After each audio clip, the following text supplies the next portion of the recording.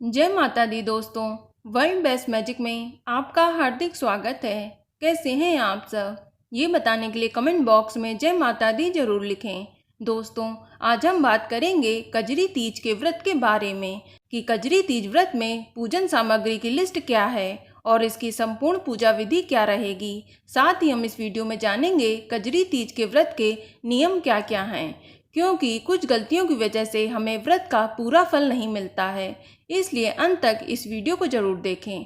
Video शुरू करने से पहले आपसे रिक्वेस्ट है कि अगर आपने हमारा YouTube channel world best magic subscribe नहीं किया है तो जल्दी से सब्सक्राइब कर लें। तो आइए शुरू करते हैं। दोस्तों, भाद्रपद मास के कृष्ण पक्ष की तृतीया तिथि को कजरी तीज का पर्व मनाया जाता है। कजरी तीज मुख्य रूप से महिलाओं का त्योहार होता है। कजरी तीज का व्रत रखने से नीमड़ी माता से अखंड सौभाग्यवती का आशीर्वाद प्राप्त होता है। यह पर्व भी हरियाली तीज की तरह ही होता है। आपको बता दें कि कजरी तीज को बूढ़ी तीज, सातुड़ी तीज या कजली तीज के नाम से भी जाना जाता है। इस दिन अगर विधि पूर्वक कजरी तीज का व्रत किया जाए तो सौभाग्यवती स्त्री के परिवार में सुख समृद्धि और धन संपत्ति तथा खुशहाली की प्राप्ति होती है।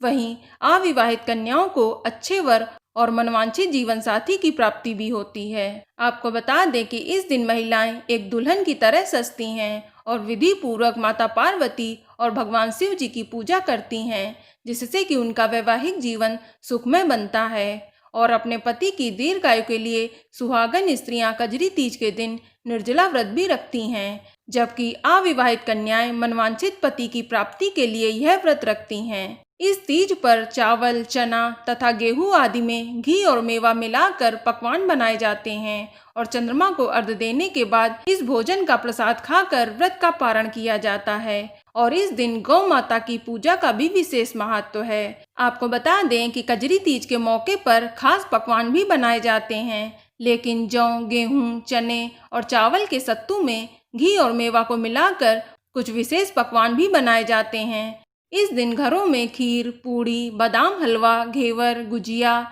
दाल बाटी, चूरमा, काजू कतली, हलवा जैसे पकवान आदि भी बनाए जाते हैं। चलिए अब जानते हैं कि कजरी तीज के व्रत के नियम क्या हैं। तो आपको बता दें कि कजरी तीज का व्रत निर्जला रखा जाता है, परंतु कोई महिला अगर बीमार है या वह गर्भवती है तो वह फलाहार का सेवन करके अपना व्रत कर सकती है। इस दिन नीमड़ी माता को रोली, वस्त्र, सुहागनों के श्रृंगार का सामान भी चढ़ाया जाता है। और इस दिन महिलाओं को पूजा के समय 16 श्रृंगार करना चाहिए और इस बात का भी ध्यान रखना चाहिए कि इस दिन काले, नीले रंग के वस्त्र नहीं पहनने चाहिए। इस दिन हो सके तो लाल या पीले रंग के वस्त्र ही पहने तो अच्छा होगा और साथ ही अपने हाथों पर मेहंदी भी लगानी चाहिए। इसके अलावा इस दिन महिलाओं को अपने पति से लड़ाई झगड़ा व घर में क्लेश भी नहीं करना चाहिए। साथ ही इस दिन अपने से बड़ों का अपमान भी नहीं करना चाहिए और ना ही किसी अन्य सुहागन स्त्री का भी अपमान करना चाहिए, अन्यथा आपको व्रत का पूरा फल नहीं प्राप्त होता है।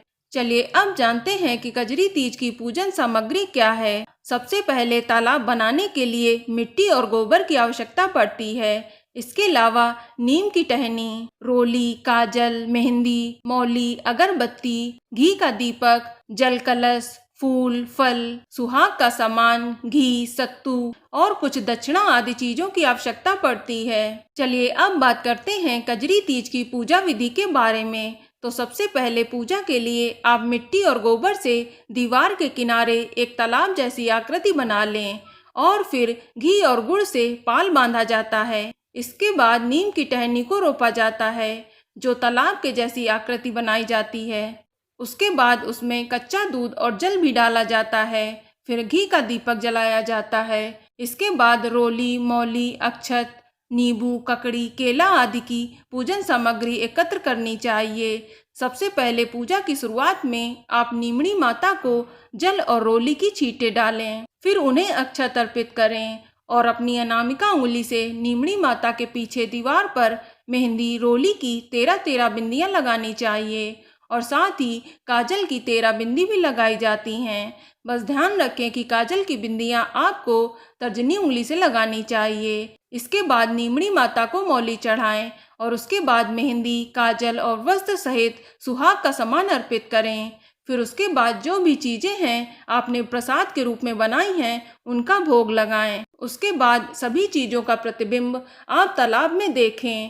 तत्पश्चात अपनी साड़ी के पल्लू और गहनों का भी प्रतिबिंब देखना चाहिए। आपको बता दें कि इस दिन गाय की पूजा भी की जाती है। गाय को आटे की 7 लोइयों पर गुड़ और घी रख कर उसे गाय को खिलाया जाता है। उसके बाद ही व्रत का पारण किया जाता है और कजरी तीज पर संध्या को पूजा करने के बाद चंद्रमा को अर्घ्य दिया जाता है। चंद्रमा को रोली, अक्षत, मौली अर्पित करने के बाद चांदी की अंगूठी और गेहूं के दानों को हाथ में लेकर चंद्रमा को अर्घ्य दिया जाता है और उसी स्थान पर खड़े होकर चंद्रमा की परिक्रमा की जाती है। इस तरह से आप विधि पूर्वक आप कजरी तीज की पूजा को संपन्न करें।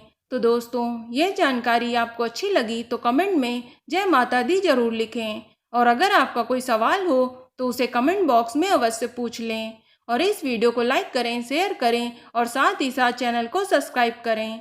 धन्यवाद।